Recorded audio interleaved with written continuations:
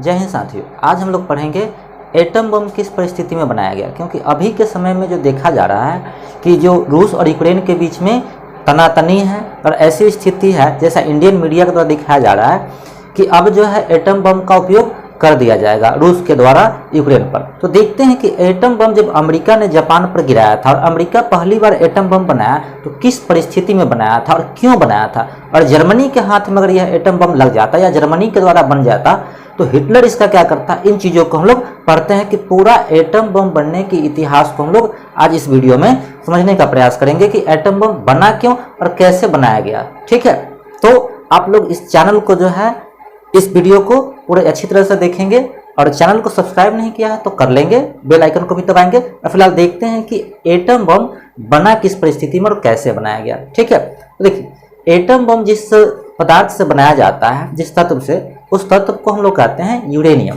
देखिए वैसे तो बनाया जाता है यूरेनियम, प्लूटोनियम, थोरियम, इन सब के उपयोग से, लेकिन इसमें यूरेनियम जो है सबसे महत्वपूर्ण धातु माना जाता है, जिसमें यूरेनियम 235 आता है। देखिए यूरेनियम की खोज करने वाले व्यक्ति थे जिन्होंने 1789 में, उनका नाम था मार्टिन क्लैपथ्रॉट। उन्होंने जो है यूरेनियम की खोज किया। ठीक है, इसके बाद जो है इस यूरेनियम की जो गुण था, तो यूरेनियम के गुण को खोज करने वाले व्यक्ति जो थे उनका नाम था हेनरी बैकुरल। उन्होंने देखा कि यूरेनियम तत्व से जो है उससे कुछ किरणें जो है, कुछ रेज निकल रही है। ठीक है, तो उस रेज को उन्होंने ऑब्जर्व किया था। ठीक है, और बाद में जो है हेनरी बैकुरल ने देखा कि जो फोटोग्राफिक प्लेट है वो ब्लैक हो जा रहा है, काला हो जा रहा है। तो उन्होंने जो है यह पाया कि इस जो यूरेनियम जो धातु है इससे कुछ अपने मतलब स्पॉन्टेनियस जो है रेडिएशन इमिशन उत्पन्न हो रहा है। तो इस क्रिया को जो है बाद में जो एक व्यक्ति हैं जिनका नाम है मैडम क्यूरी और उन्हीं के पति हैं जिनका नाम पियरे क्यूरी है, इन दोनों ने मिल करके जो है इस पर रिसर्च किया और बताया कि जो ये 1898 की बात है, उन्होंने बताया कि इसमें से जो स्पॉन्टेनियस इमिशन निकल रहा है तो इसमें से अल्फा बीटा गामा किरणें निकल रही है। और ये अल्फा बीटा गामा किरणें जो है वो रेडियो एक्टिविटी की संकेत है। यानी रेडियो एक्टिविटी को पहले खोजा हेनरी बैकुरल ने, लेकिन अब इसमें अल्फा बीटा गामा किरणों को जो है खोज करने वाले व्यक्ति जो थे वो मैडम क्यूरी और पियरे क्यूरी। और इसी रेडियो एक्टिविटी के खोज करने के कारण जो है इन दोनों को जो है संयुक्त रूप से नोबेल पुरस्कार भी मिला। और देखा जाता है कि 1832 में जो है मैडम क्यूरी की मृत्यु जो है, पूरे लंग्स उनका जो अंदर से खराब हो गया था। तो ऐसा माना गया कि उनको जो है रेडियो एक्टिविटी पर एक्सपेरिमेंट करने के कारण और रेडियो किरणों के नज़दीक रहने के कारण उनके जो फेफड़े थे उनमें संक्रमण हो गया था और उनकी जो है इसी कारण से मृत्यु हो गई थी। ठीक है, तो समझते हैं कि यह तत्व जो है कितना खतरनाक है और इसमें से ऊर्जा कैसे उत्पन्न होती है। देखिए अब ये यहाँ समझ गए।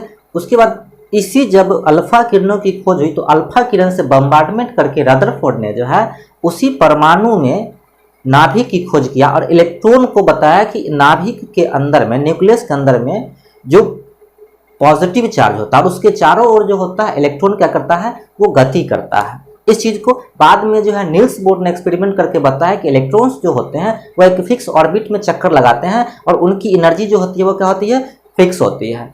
फिर जो है इसमें गति तब आई न्यूक्लियर एनर्जी की खोज में जब जेम्स चैडविक ने न्यूट्रॉन की खोज किया। ठीक है, और जब 1932 में जेम्स चैडविक ने न्यूट्रॉन की खोज की तो एक क्रांति आ गई और सब लोग जो है न्यूक्लियर फिजिक्स के जितने भी साइंटिस्ट थे, न्यूट्रॉन की खोज होने के बाद जो है न्यूक्लियर एनर्जी की तरफ जो है रुख किए कि न्यूक्लियर एनर्जी आखिर कैसे उत्पन्न होगा। ठीक है, क्योंकि उस समय वैज्ञानिकों का पूरी ईमानदारी से यह बात था कि वो लोग चाहते थे कि न्यूक्लियर एनर्जी का हम लोग उपयोग करें और इससे बिजली उत्पादन करेंगे, ऊर्जा उत्पादन करेंगे। लेकिन यह बात किसी को नहीं पता था कि इसके उपयोग से जो है पूरी सृष्टि के विनाश का कारण बन सकता है और इससे जो है एक बम भी बनाया जा सकता है।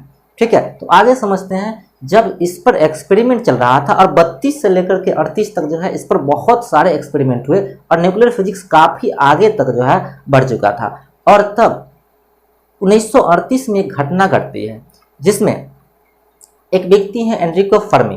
देखिए इसी में थोड़ा इतिहास को समझते हैं। 1933 में हिटलर आ जाता है सत्ता में। तो हिटलर के सत्ता में आने के बाद जो है वो जर्मनी में क्या करता है कि जितने यहूदी लोग होते हैं, देखिए यहूदी जो लोग जो थे यूरोप में उनकी बहुत अच्छी स्थिति थी, क्योंकि वो लोग अपने परिश्रम मेहनत के बल पर जो है वो अच्छे अच्छे पदों पर थे और वो अच्छे बिजनेसमैन थे, बड़े बड़े साइंटिस्ट जो थे वो यहूदी थे। और यहूदियों से जो है खास करके जो अन्य लोग थे, और हिटलर जो है बहुत नफरत करता था, और उसने जो है वहाँ के लोगों को भड़काया और हॉलोकास्ट मतलब कि जर्मनी में यहूदियों का नरसंहार किया गया।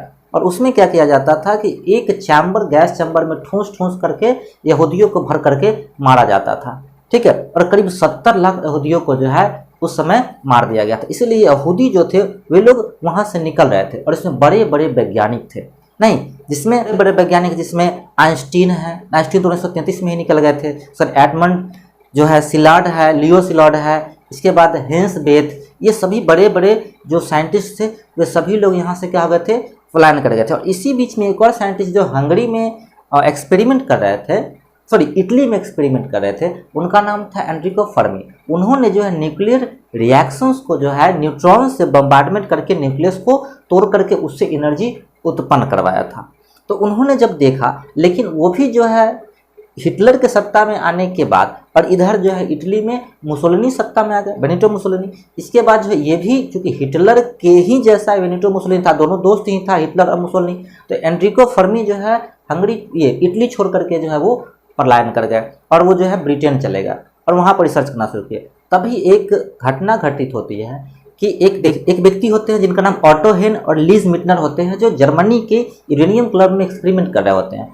और उस समय ऑटो हेन जो है न्यूक्लियर एनर्जी को जो है उत्पन्न कर लेता है, मतलब कि वह एटम पर न्यूट्रॉन से बम्बार्डमेंट करके जो है वो क्या करता है, न्यूक्लियर एनर्जी उत्पन्न करवाता है। क्योंकि जब भी किसी भी परमाणु के न्यूक्लियस में जब बम्बार्डमेंट किया जाता है, उस पर प्रहार किया जाता है, तो वो एटम क्या होता है, कई भागों में टूट जाता है और उससे एनर्जी निकलता है। और खास करके उसने यूरेनियम पर एक्सपेरिमेंट किया था, और इस तरह से उसने न्यूक्लियर एनर्जी की खोज की। अब यह बात जो है लीज मिटनर को पता था, क्योंकि वो दोनों जो थे लगभग दोनों 30 साल से उसी लैब में काम कर रहे थे। और चूंकि लीज मिटनर जो थी वो यहूदी थी, और अंततः जो है लीज मिटनर जो है उन्होंने क्या किया कि उनकी जितनी भी थ्योरी थी वो सभी लेकर के जो है वो नील्स बोर जो डेनमार्क के वैज्ञानिक थे उनके पास चली गई, और वह जर्मनी छोड़ करके भाग गई। और उन्होंने नील्स बोर को बताया कि ऑटो हेन ने, मतलब कि यूरेनियम का जो है जर्मनी के यूरेनियम क्लब में इस तरह से एक्सपेरिमेंट किया गया, और अगर ये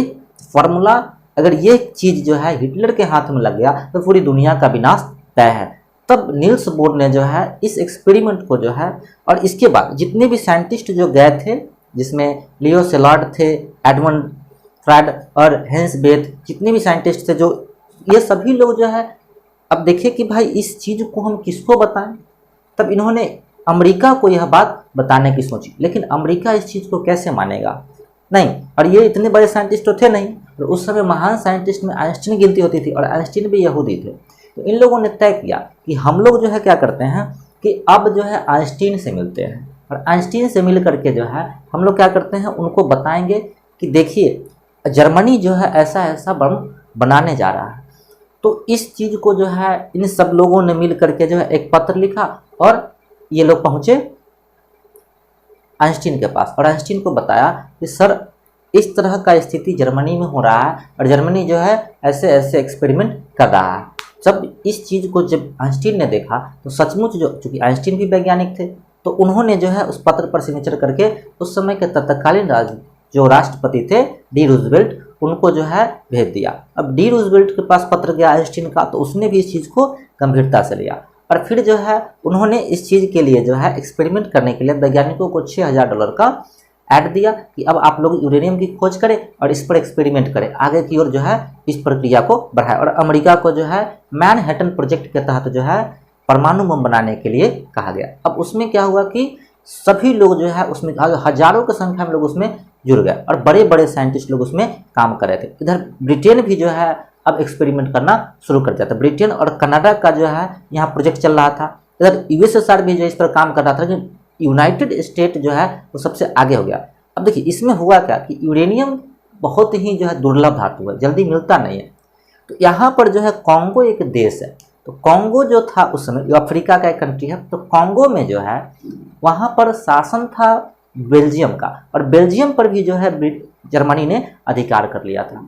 अब जब बेल्जियम का जो वहाँ का जो अधिकारी था उसने देखा कि अगर ये यूरेनियम हिटलर के हाथ में लग जाएगा तब तो फिर बहुत मुश्किल हो जाएगा। तो उसने क्या किया कि कॉन्गो के खदान से जो यूरेनियम निकले उस यूरेनियम को जो है उसने लगभग 1250 टन यूरेनियम को जो है वो अमेरिका के एक गोडाउन में भिजवा दिया।